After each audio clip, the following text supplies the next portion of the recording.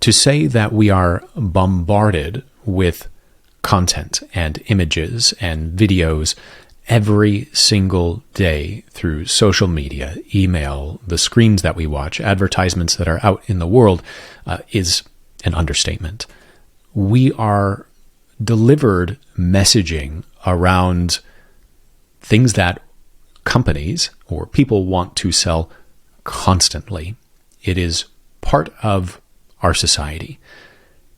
When there is such a large volume of people trying to get eyes and get attention, how do you stand out as a small community service organization, as a public service agency, as a nonprofit organization, or as an independent service or impact leader who is trying to connect with individuals or groups in your community? It's not an easy task, and it's 100% possible. You don't need a huge marketing budget. You don't need a lot of know-how, and you don't even need to have really great artistic skill sets to be able to connect with the people that you want to serve, who you want to receive your message, to look professional, to do so in a way that very much communicates the message and the ethos of your organization, and that converts what you're creating into people actually walking through your agency's door. Today, I'm going to share with you 5 strategies to increase your agency's reach and have your programs taken more seriously. We're going to go through each of these 5 strategies in depth, and we're going to look at how you, with a limited budget, limited resources, limited staff, can actually play with the big dogs out there.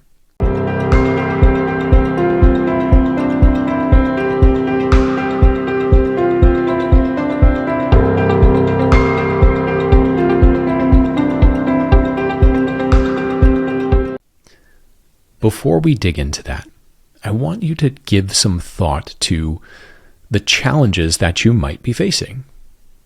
We're going to break this down into 4 buckets. First is budget. Second is staffing. Third is know-how. And fourth is reach. So looking at that first area, budget, do you have a marketing budget? I'm going to guess as a service organization, you probably don't have a huge marketing budget. You likely don't have a separate marketing department that is working on behalf of your specific department who is out there selling your programs. Well, such is the case for many of us out there. That does not mean that you cannot compete with the rest of the channels out there that are seeking the attention of those you want to serve. But give some thought to what your budget might be. However small it is, that's fine. You can work with that and grow based on need. But as we're going through this, just have in mind what your budget is. How much money do you have to allocate to marketing and outreach? Now think about staff. Who is it on your team that is in charge of marketing or communications?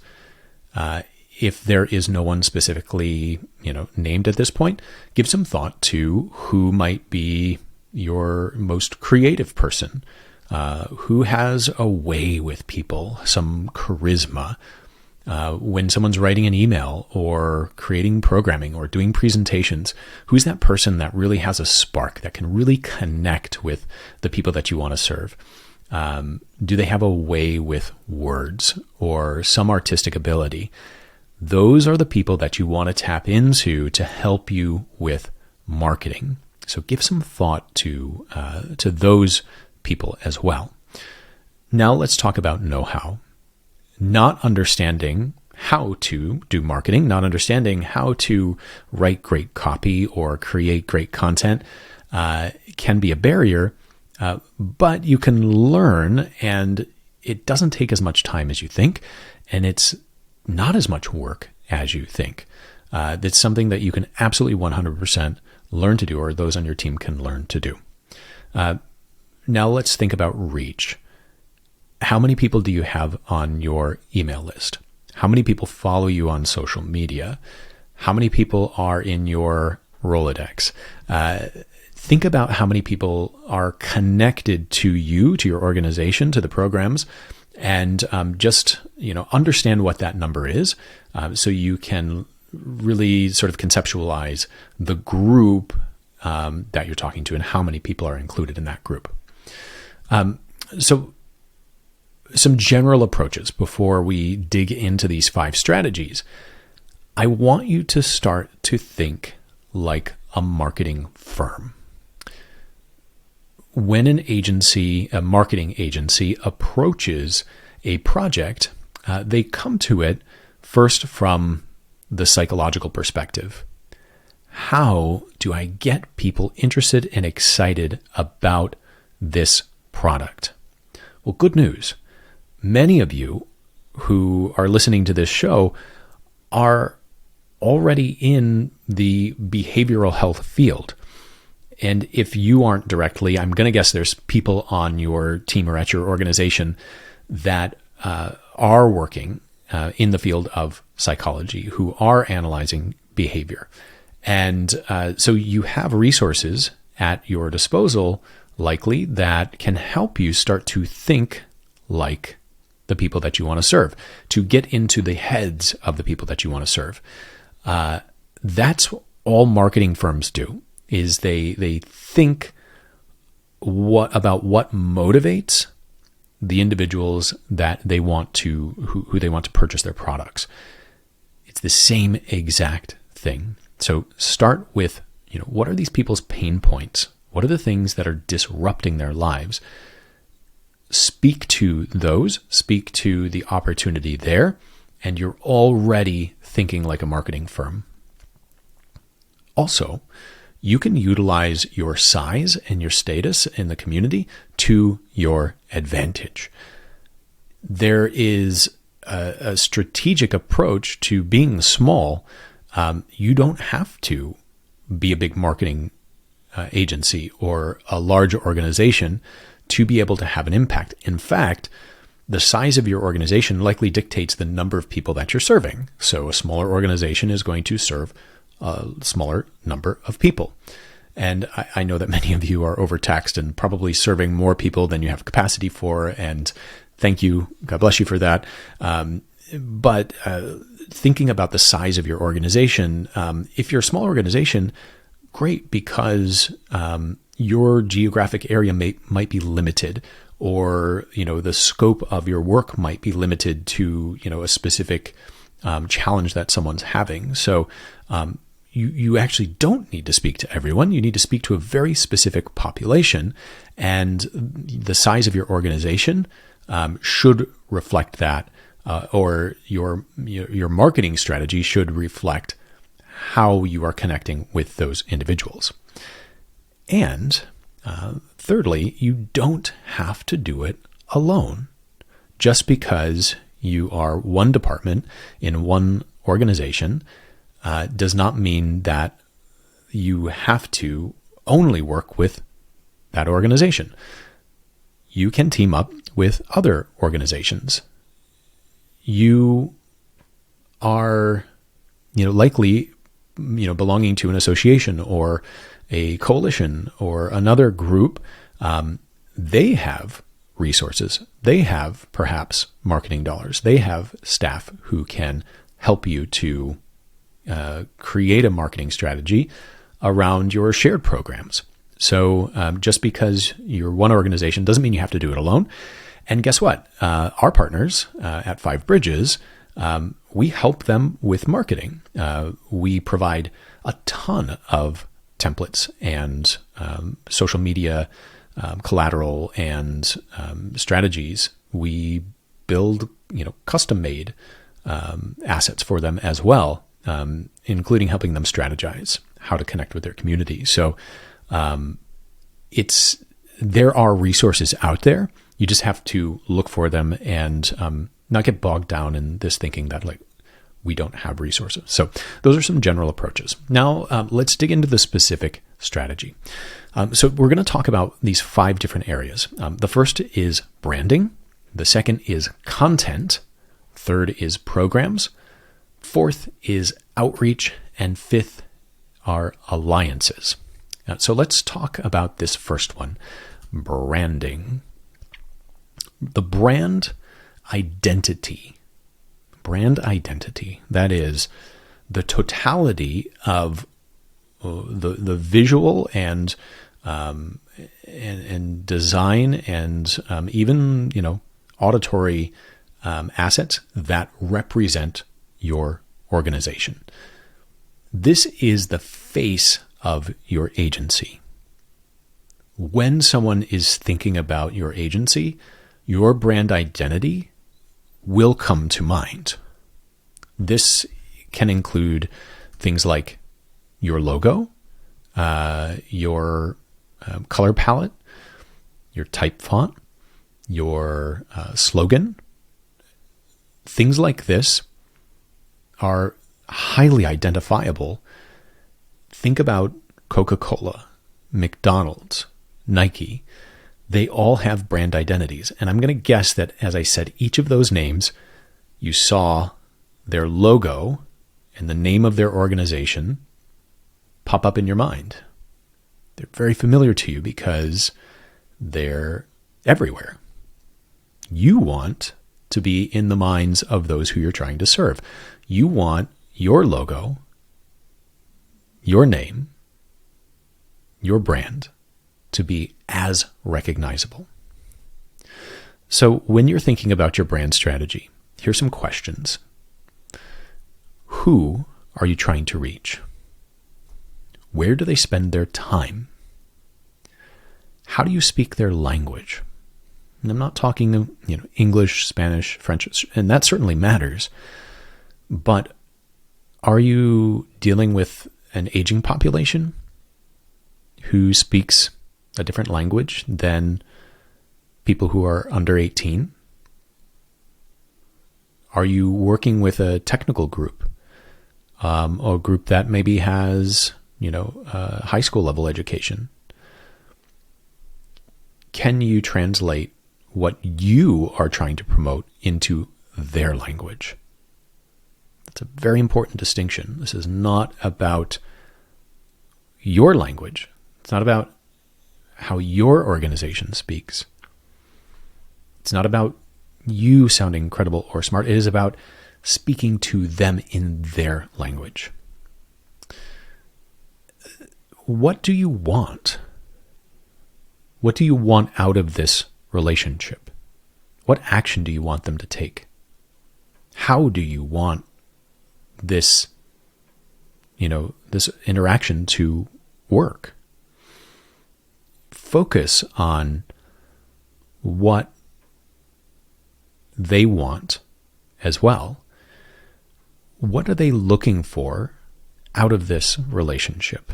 What do they need out of this relationship? What are their pain points that they want to fix, that they want to change? What are the challenges that they want to overcome?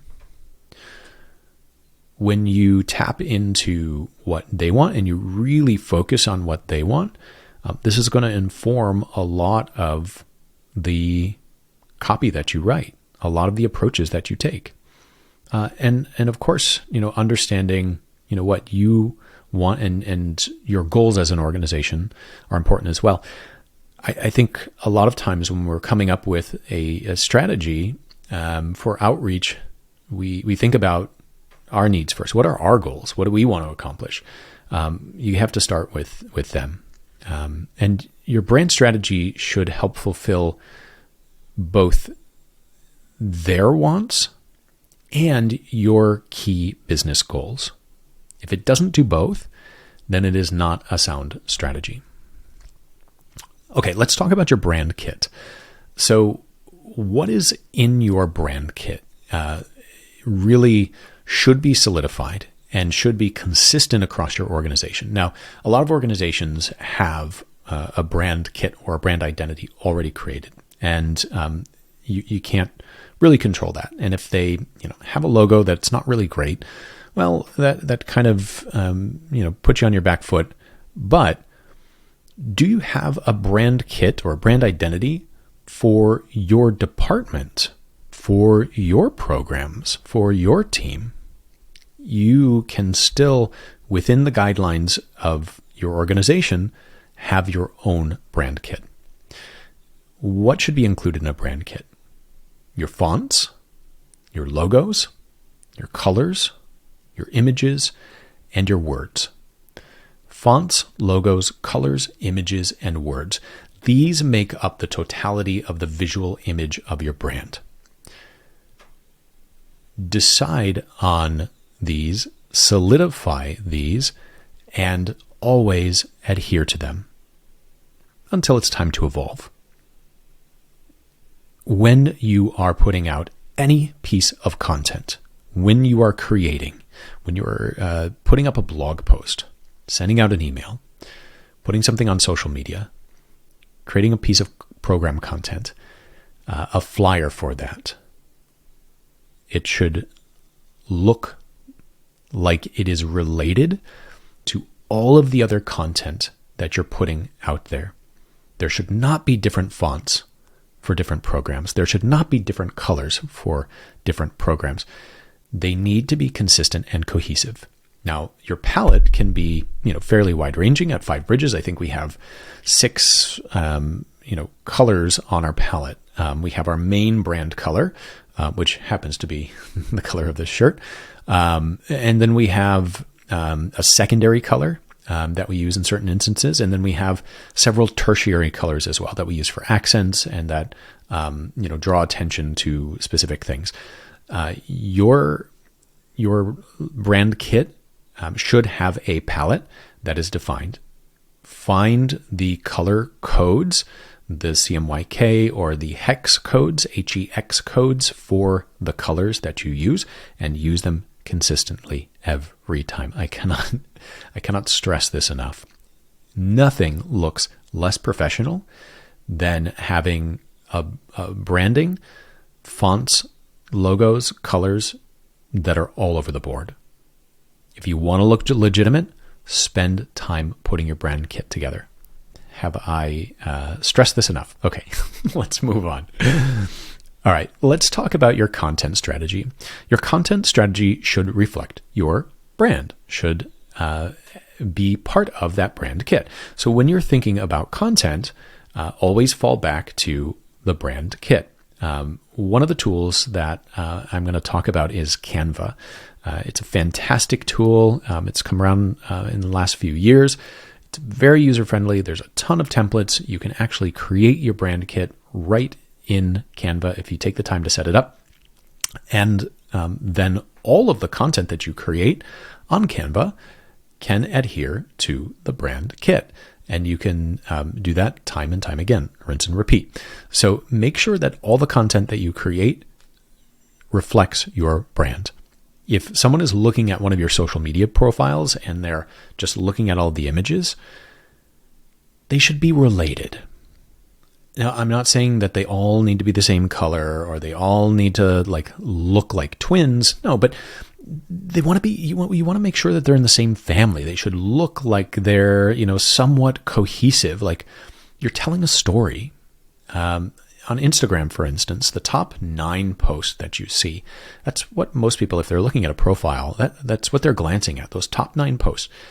If those top posts do not look like they're somehow related, then you might want to rethink that content strategy and make sure that it's aligning with your brand.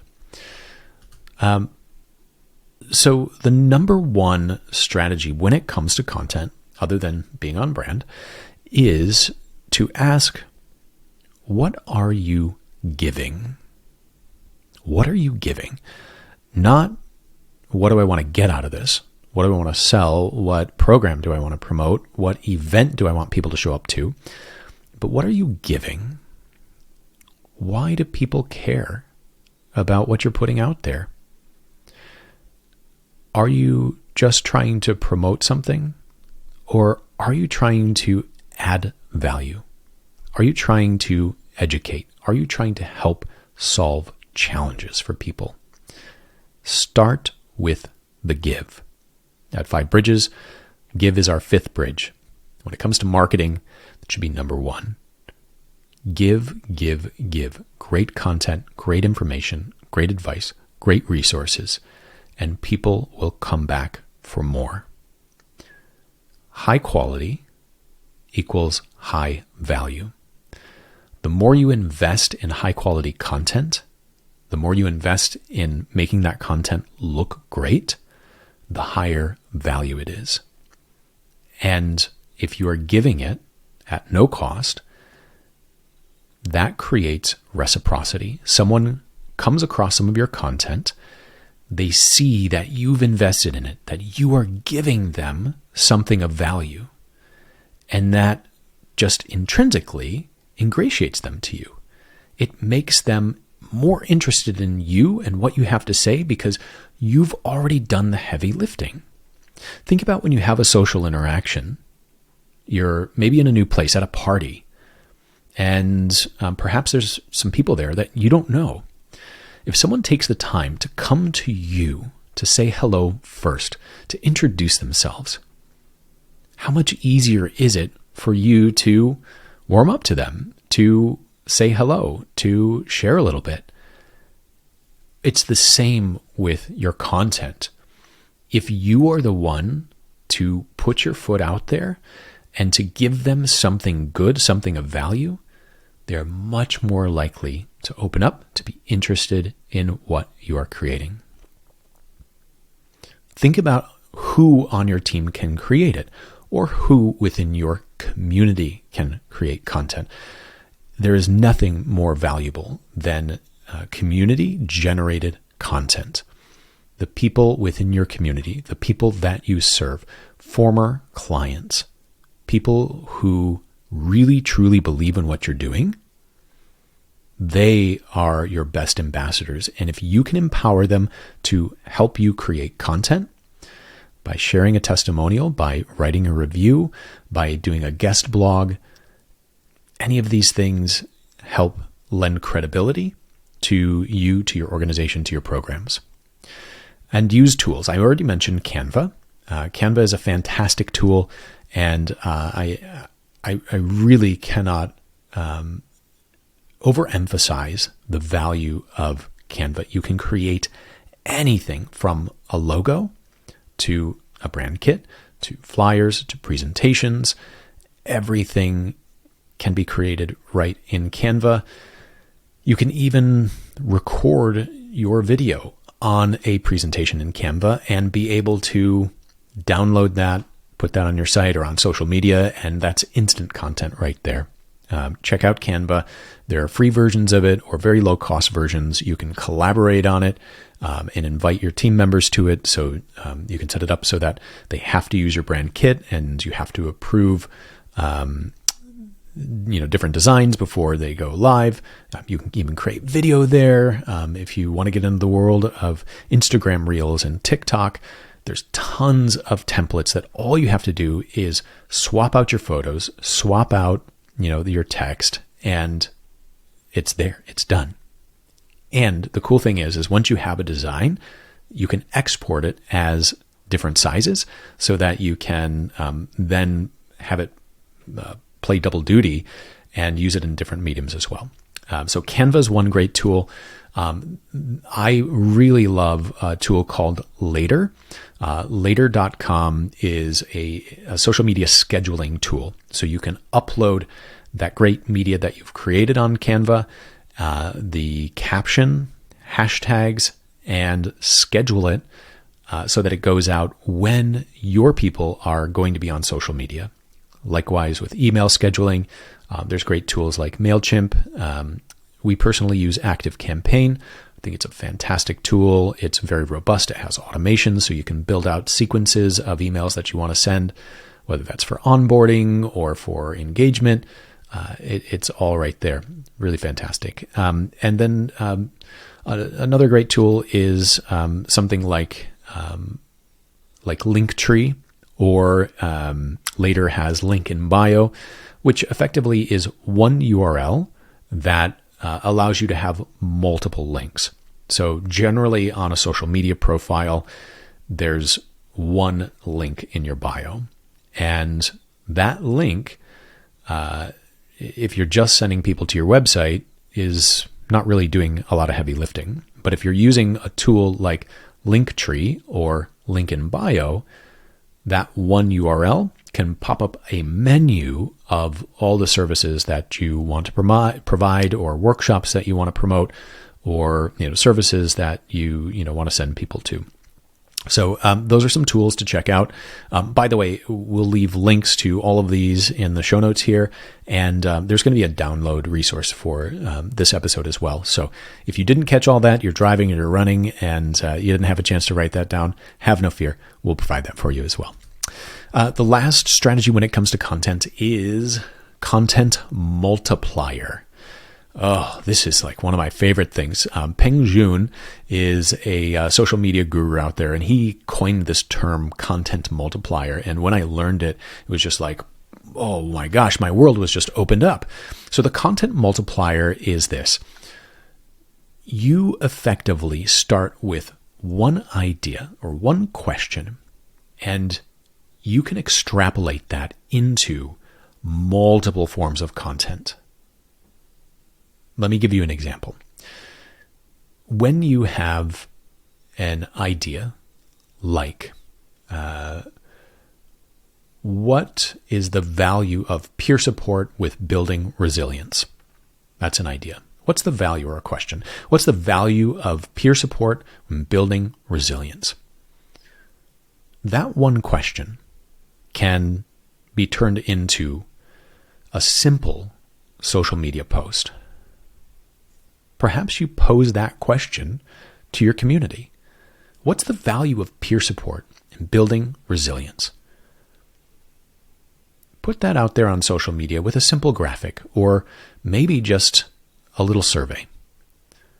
The responses that you get from that, folks, that's content.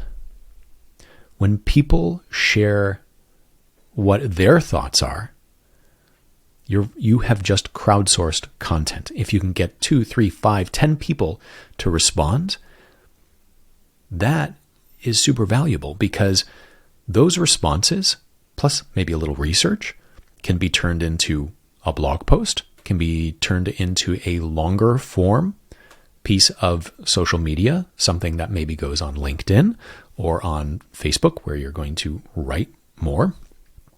That you're putting together for a blog post can then also be shared on social media. You can share the link to your blog on Facebook and LinkedIn, etc.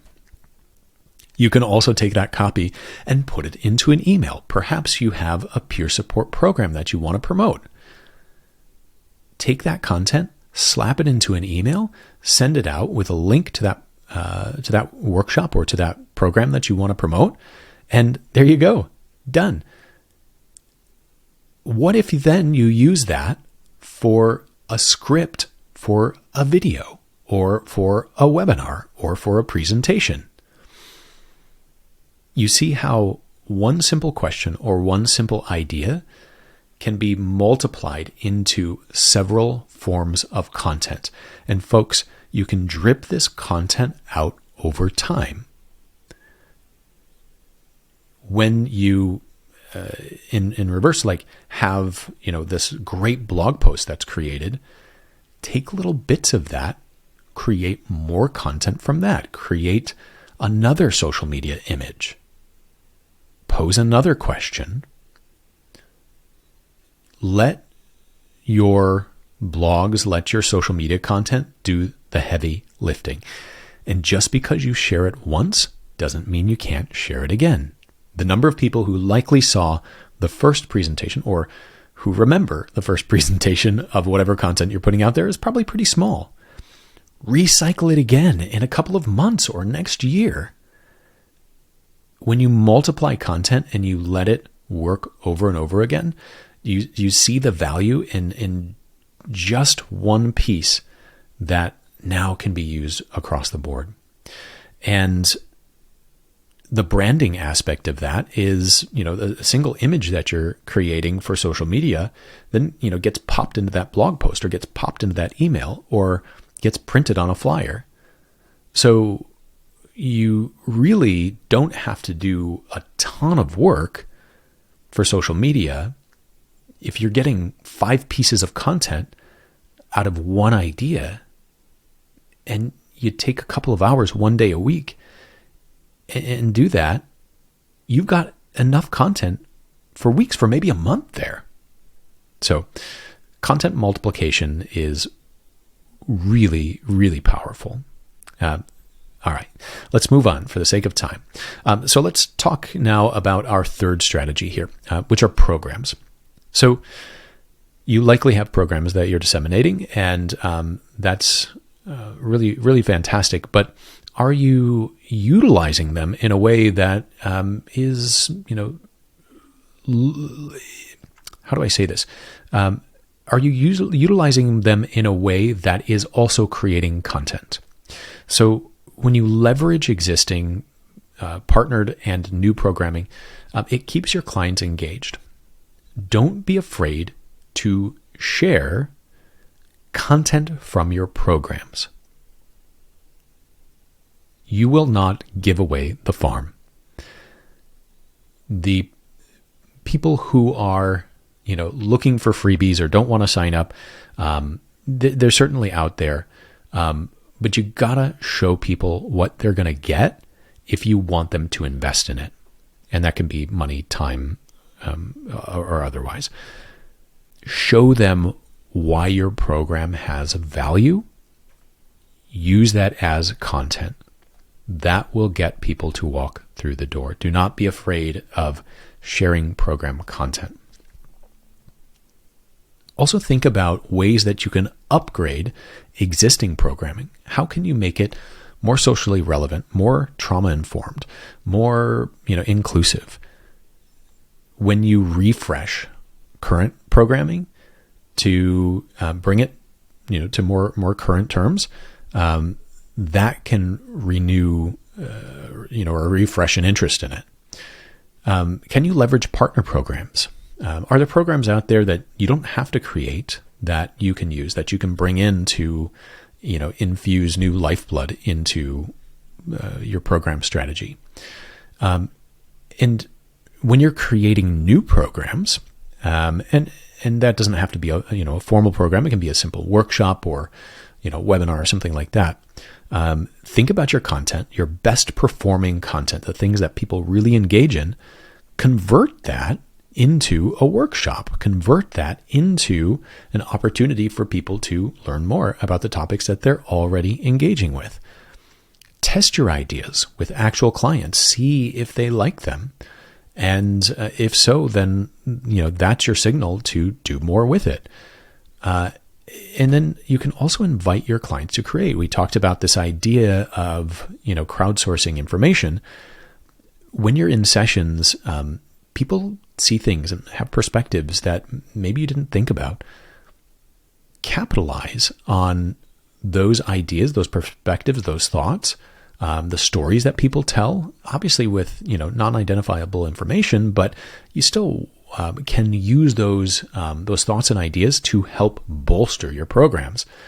And, evidence-based work is, of course, what we want to strive for, and that's necessary, but it's not enough. You have to have the lived experience in there as well. You have to have the emotive, you have to have the motivational, and the behavior changes if you really want people to engage in your programming. So think about those program strategies as related to being able to increase your reach and create more engagement as well.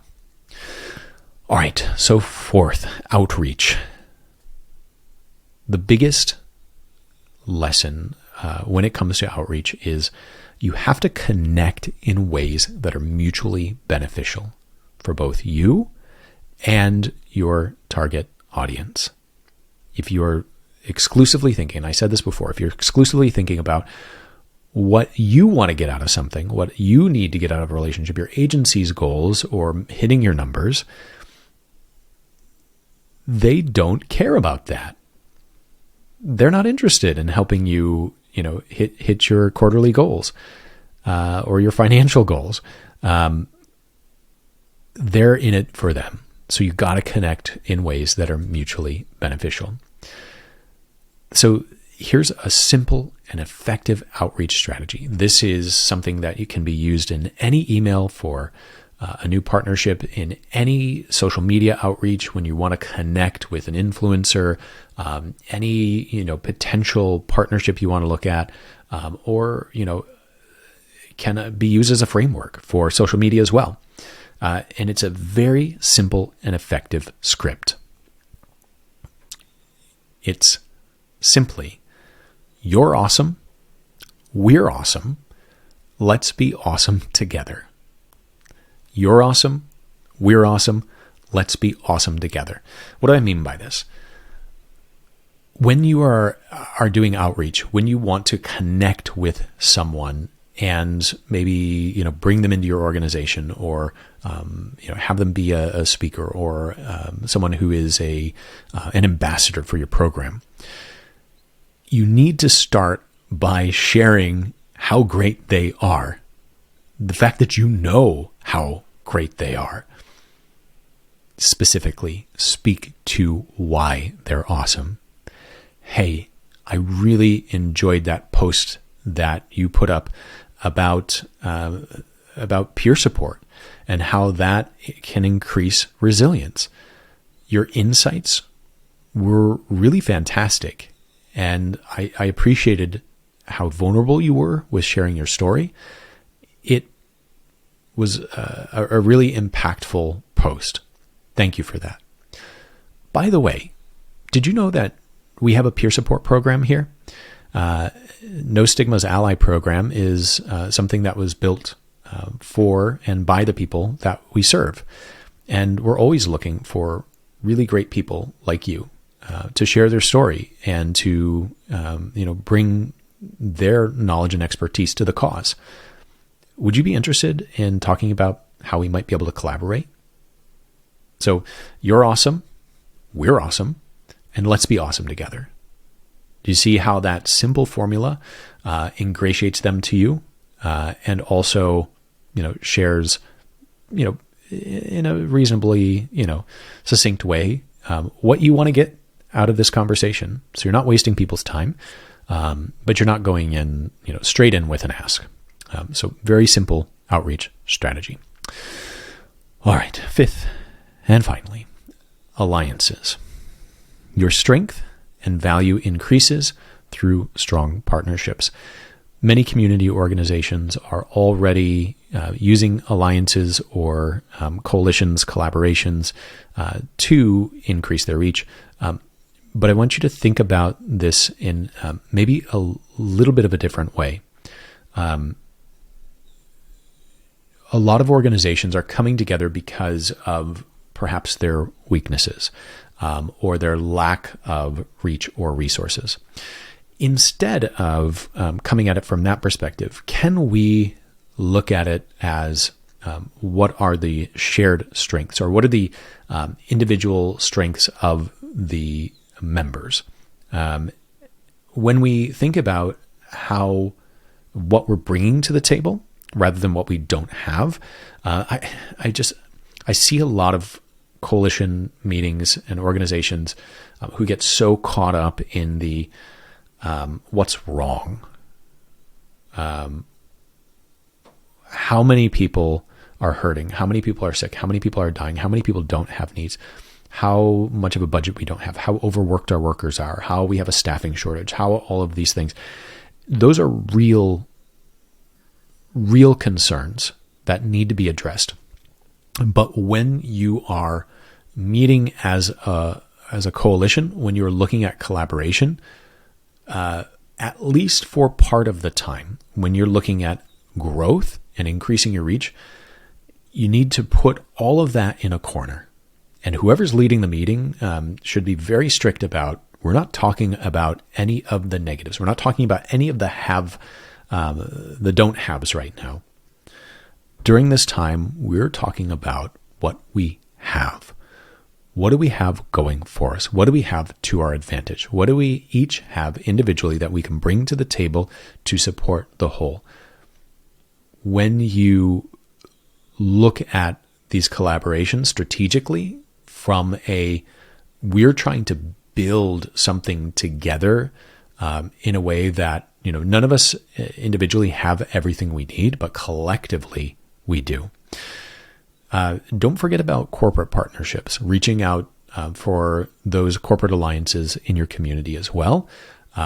Ambassadors, so people from your community, those who have been through your program, who have had success stories, employees, people on your team, former employees, can be great ambassadors for your programs. Influencers, an influencer on social media or in your community does not have to have 1 million followers. They don't even have to have 100,000 followers. They just have to have people who care about what they say, enough people in the community that you're trying to serve who will listen to them. There's a reason why people gain followers, why they gain likes, why their content gets shared. Rather than getting negative about people who maybe aren't experts sharing, content or information, look at what they're doing well. Look at what they're doing right. Look at why people are interested in them, and look for strategic alliances with people who are influencers in your community or with the population that you want to serve, and see if maybe, perhaps, you can work with them. And then, of course, interns and volunteers are great opportunities to both, do outreach in your community and to create content as well.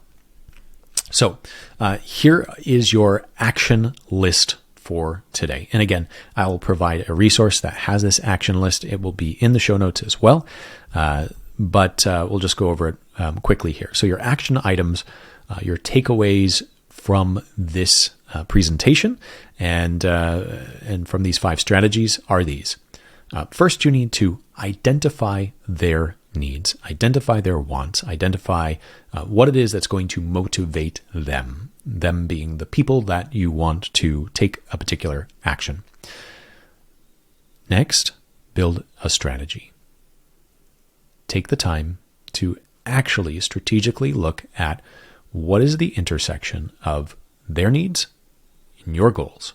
Where those two overlap, the Venn diagram of that is where your outreach strategy and your content strategy should live. Anything outside of that Venn diagram, don't waste time on it. Next, you need to create a brand.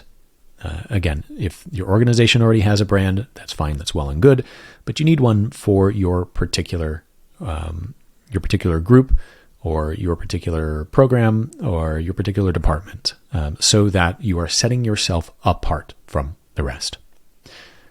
A brand awareness campaign. Introduce people to your brand. Once you've created it, let them know, hey, this is who we are. This is what we look like. This is what you can expect from us.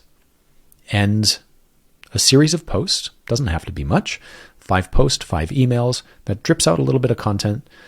Be wary of putting too much into, a particular one post. Drip it out.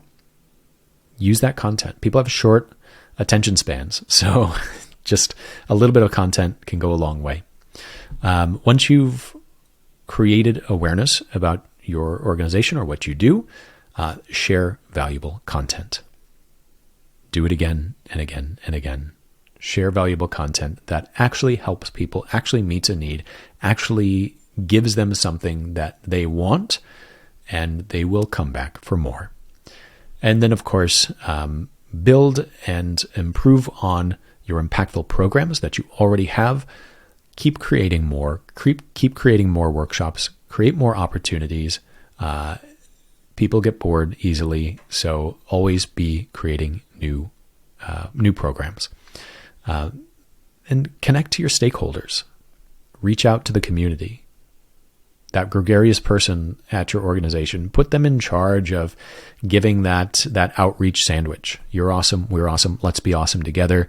And rinse and repeat in person, on LinkedIn, in email, with calls, however you need to.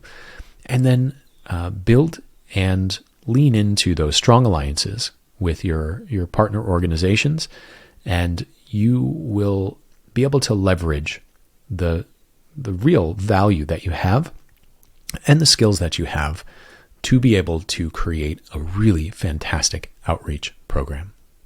So that's it for today. I really appreciate your time and attention. Of course, I'm happy to talk more about any of these strategies. This is something that's really interesting to me, and I nerd out on a lot. After building 2 organizations and having my own social media, I've had to learn to do a lot with a little, and it's something that I really enjoy. So curious to know your thoughts. Please leave some comments, some questions, and my DMs are always open. Well, that's it for today. Until next time, be well.